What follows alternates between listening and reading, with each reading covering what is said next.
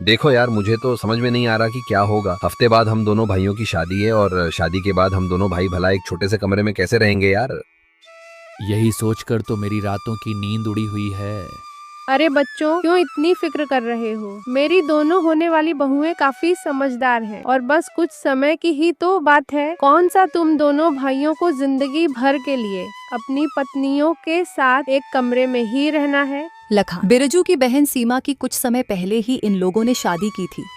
शादी में ज्यादा खर्चा करने की वजह से इन लोगों को अपना घर तक बेचना पड़ा था और अब वे सभी एक ही कमरे के छोटे से हॉल में रहते हैं। शादी के बाद अब दोनों भाई अपनी पत्नियों के साथ एक कमरे में कैसे रहेंगे, इस बात की चिंता दोनों को सताए जा रही थी। ऐसे ही समय गुजरता है और आखिरकार दोनों भाइयों की शादी करके अपनी अपनी पत्नियों के साथ अपने अपने घर में आ जाते हैं। भाभी जी, मुझे तो काफी नींद आ रही है। चलिए अब हम अपने कमरे में चलते हैं। दोनों देवरानी जेठानी जैसे ही अपने कमरे की तरफ जाने लगती हैं, तो वे देखती हैं कि पूरे घर में सिर्फ एक ही हॉल है और एक ही कमरा है। अरे ये क्या, इस घर में तो बस एक ही कमरा है। दोनों देवरानी जेठानी आपस में बात कर ही रही होती हैं कि तभी उनके दोनों पति वहां आ जाते हैं। ये सब क्या है बिरजू? लखन, यहाँ सिर्फ एक कमरा क्यों है? दूसरा कमरा कहाँ है? अपनी अपनी पत्नियों के पूछने पर दोनों भाई अपनी अपनी शक्ल देखते हैं और कमरे में रहने वाली बात आखिरकार उन्हें बता देते हैं। आहा, हाँ, आप दोनों का दिमाग तो खराब नहीं हो गया है? शादी के बाद भला हम सब एक कमरे में कैसे रह सकते हैं? कहीं आप लोग हमारे साथ मजाक तो नहीं कर रहे हैं? नहीं बहू, यह कोई मजाक नहीं है। हाथ तंग होने की वजह से मैं 2 कमरे वाला घर नहीं ले पाई, लेकिन तुम फिक्र मत करो, बस कुछ समय की ही बात, जब तक थोड़ा सा एडजस्ट कर लो। सारी बातें जानकर दोनों बहुएं मुंह बनाते हुए उस कमरे में चली जाती हैं और चटाई बिछाकर अगल बगल में सो जाती हैं। एक तो इतना छोटा सा कमरा, ऊपर से हम 4 लोग। मेरा तो दम घुट रहा है इस कमरे में। दोनों देवरानी जेठानी अपने अपने पतियों पर गुस्सा निकालकर और शादी की थकान के कारण दोनों सो जाती हैं। लेकिन तभी अचानक पार्वती ने अपना दया पीर उठाकर नींद में अपनी जेठानी सीमा को मार देती है। इससे सीमा घबराकर नींद से उठ जाती है।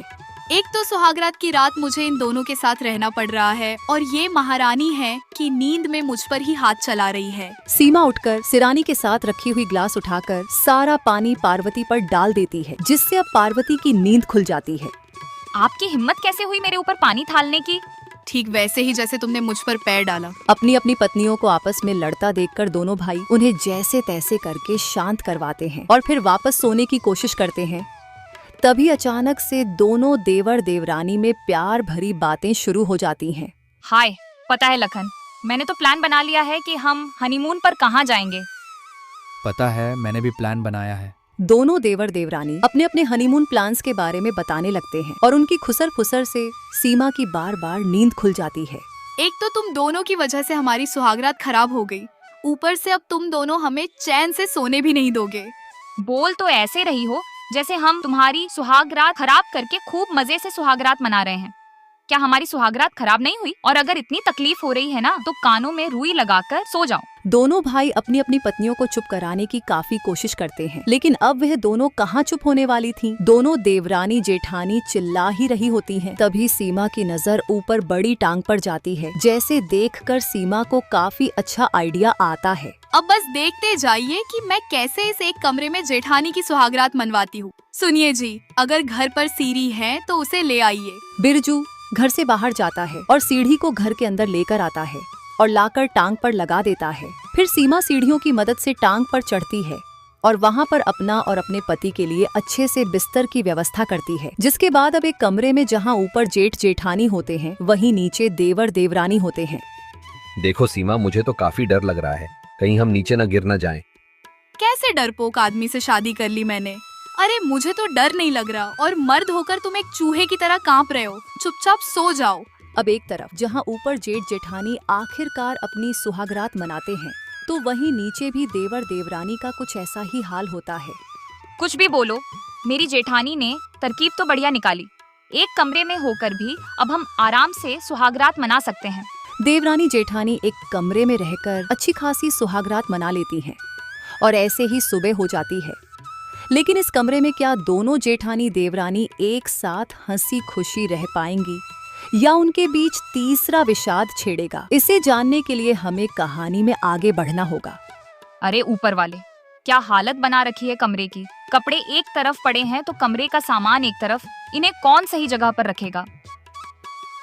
मुझे तो अपना कमरा ऐसा ही रखना पसंद है। अगर तुम्हें तकलीफ हो रही है तो तुम ही साफ कर दो। अपनी जेठानी का जवाब सुनकर पार्वती को बहुत गुस्सा आता है, लेकिन वह अपना गुस्सा शांत करती है।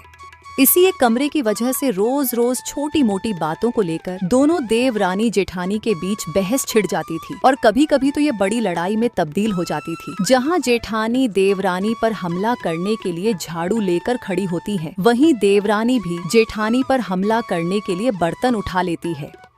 देख रही हो ना सीमा, अगर मुझे जरा भी झाड़ू छुई ना तो ये पोंछा तेरे मुंह पर दे मारूंगी। और अगर मैंने भी इस झाड़ू से मार मार कर तेरी हालत न बिगाड़ी तो मेरा नाम भी सीमा नहीं। अरे ऊपर वाले, तू मुझे कौन से पाप की सजा दे रहा है जो ऐसे हिटलर जैसी बहुओं से पाला पड़ गया। अपनी बहुओं को इस तरह से लड़ता हुआ देखकर नेहा को काफी ज्यादा दुख होता है और वह अपनी सास और पतियों के लाख समझाने पर भी दोनों देवरानी जेठानी अपनी लड़ाई की आदत से बाज नहीं आती।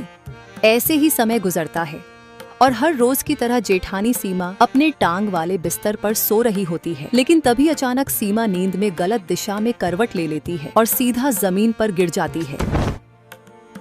ओह मेरी कमर, मेरी मियाँ, मेरी तो कमर गई। ज्यादा ही शौक था ना ऊपरी बिस्तर पर सोने का, अब आ गया ना मजा। अपनी देवरानी को अपना मजाक उड़ाते देखकर सीमा को काफी ज्यादा गुस्सा आता है और ऐसे ही एक दिन जब पार्वती नीचे जमीन पर सो रही होती है तो उसे काफी ज्यादा मच्छर परेशान करने लगते हैं। मच्छरों ने तो काट काट कर मेरा सारा खून पी लिया। क्यों बेटी, अब आया ना मजा, अब खेलो मच्छरों के साथ ढंडिया। हर दिन अपनी दोनों बहुओं की ऐसी लड़ाई से नेहा काफी ज्यादा परेशान हो जाती है। अब लगता है मुझे अब अलग कमरा बनवा कर ही देना पड़ेगा, लेकिन कैसे, मेरे पास तो इतने पैसे भी नहीं हैं। एक काम करती हूँ, मरने से पहले उन्होंने मेरे लिए आखिरी बार जो लौटा हार बनवाया था उसे ही बेच देती हूँ। कम से कम दोनों बहुओं के बीच इस लड़ाई से तो छुटकारा मिलेगा। देवरानी जेठानी चुपके से अपनी सास की बात सुन लेती हैं। अपनी लड़ाई में हम तो घर वालों के बारे में सोचना ही भूल गए थे कि उन पर इसका कैसा असर पड़ेगा। ठीक कह रही हो भाभी, सच में इतने बड़े होने के बावजूद भी हम किसी छोटे बच्चे की तरह आपस में लड़ते रहे। मुझे तो अपनी गलती पर काफी पछतावा हो रहा है। देवरानी जेठानी एक दूसरे से माफी मांगकर अपनी सास से भी अपनी गलती पर माफी मांगती हैं और आराम से एक ही कमरे में रहने लगती हैं। वहीं कुछ समय में दोनों भाई मेहनत करके अच्छे खासे पैसे जोड़ लेते हैं और अब जल्दी से अपने लिए अलग अलग कमरे बनवाते हैं और अब दोनों देवरानी जेठानी अलग अलग कमरों में हंसी खुशी रहती हैं।